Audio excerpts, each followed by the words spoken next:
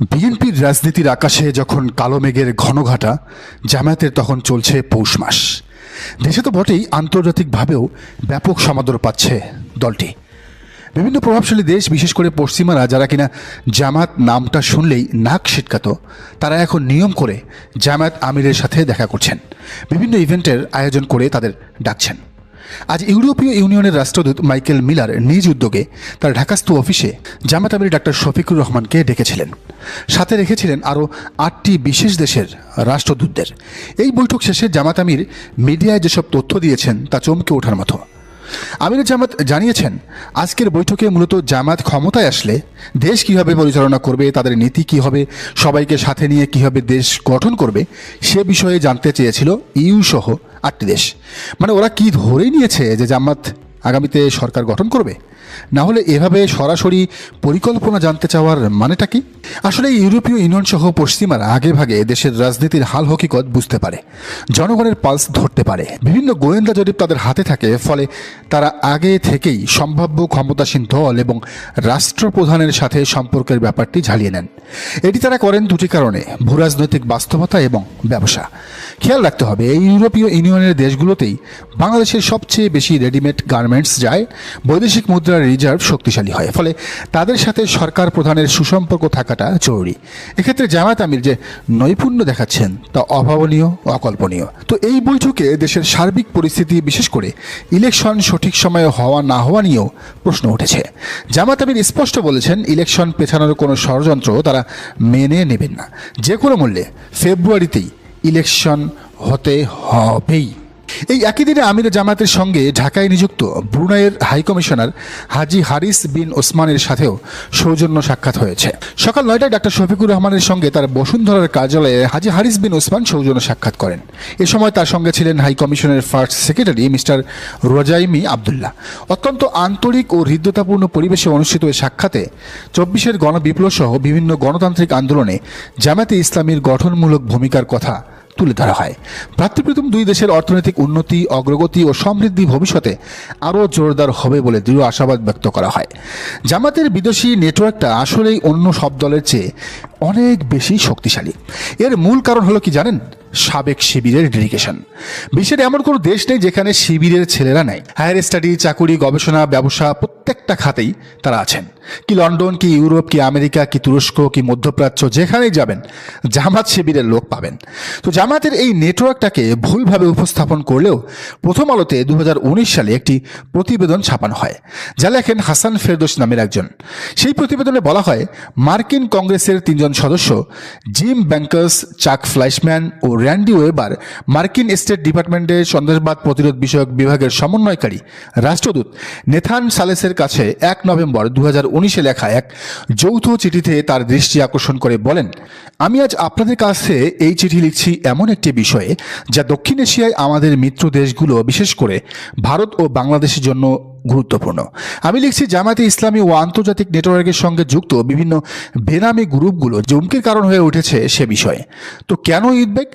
তাদের উদ্বেগের মূল কারণ হলো জামাতের কার্যকলাপ দক্ষিণ এশিয়ায়, বিশেষত বাংলাদেশ, ভারত ও পাকিস্তানের সীমাবদ্ধ ভাবা হলেও বাস্তবে তাদের হাত এখন বহুদূর বিস্তৃত। যুক্তরাষ্ট্রের ভেতরে এই দলের একাধিক প্রক্সি গ্রুপ তৎপর রয়েছে, যারা একদিকে জামাতের রাজনৈতিক আদর্শের বিস্তার ঘটাচ্ছেন, অন্যদিকে দক্ষিণ এশিয়ায় জামাতের কার্যকলাপের পক্ষে তহবিল সংগ্রহ করছেন। যুক্তরাষ্ট্রে জামাতের পক্ষে প্রক্সি হিসেবে কাজ করছে এমন 2টি সংস্থার কথা এই 3 কংগ্রেসম্যান উল্লেখ করেছেন। তারা হলো helping hands for relief and development এবং Islamic Circle of North America, ICNA. ICNA নামের সংস্থাটি নিউ ইয়র্ক শাখার অনেক সদস্যই বাংলাদেশের, যারা দীর্ঘদিন প্রবাসে রয়েছেন। কেউ কেউ সামাজিকভাবে সুপ্রতিষ্ঠিত। এই সংস্থার সদস্যরা অনেক দিন থেকেই খোলামেলাভাবে তাদের ভাষায় বাংলাদেশে ঘাতকালদের বিচার প্রক্রিয়ার বিরুদ্ধে প্রচারণা চালিয়ে আসছেন। 2013 সালে টাইমস স্কোয়ারে দেলওয়ার হোসেন সাইদির ফাঁসির আদেশের প্রতিবাদে কয়েক হাজার মানুষের যে বিক্ষোভ সমাবেশের আয়োজন করা হয়, তার অন্যতম সংগঠক ছিল এই ইকনা। ঢাকার দৈনিক সংগ্রাম সেই সমাবেশের এক প্রতিবেদনে লিখেছিল, এই সংস্থার আমির নাইম বেগ দেলওয়ার হোসেন সাইদির ফাঁসির প্রতিবাদ করে বলেছেন, এই রায়ের বিরুদ্ধে সারা বাংলাদেশে আগুন জ্বলে উঠেছে। সেই গণরোষ সামলাতে বাংলাদেশ সরকার গণহত্যা শুরু করেছে। এই সমাবেশের আরেক আয়োজক ছিল ইকনার সহযোগী সংস্থা মুসলিম উম্মাহ অব নর্থ আমেরিকা মোনা। এই সংস্থার ন্যাশনাল প্রেসিডেন্ট আবু আহমদ নুরুজ্জামান তার বক্তব্যে সে সময় বলেছিলেন, তৌহিদি জনতার রুদ্ররোষ সামাল দিতে বাংলাদেশ সরকার প্রায় 1 লাখ নেতাকর্মীকে কারাগারে প্রেরণ করেছে। আন্তর্জাতিক অপরাধ ট্রাইব্যুনাল বাতিলের দাবি জানিয়ে তিনি বলেন, 71-এর সংগঠিত অপরাধের দায়ভার এখনকার কারো উপর চাপানো যাবে না। সব দায়িত্ব তাদের যারা 1971-এ প্রশাসনিক দায়িত্বে নিয়োজিত ছিলেন। কংগ্রেস সদস্যরা জানিয়েছেন, ইকনা ও helping hand for relief and development এই দুটি সংস্থা বিশ্বে জামায়াতের সবচেয়ে গুরুত্বপূর্ণ শাখা।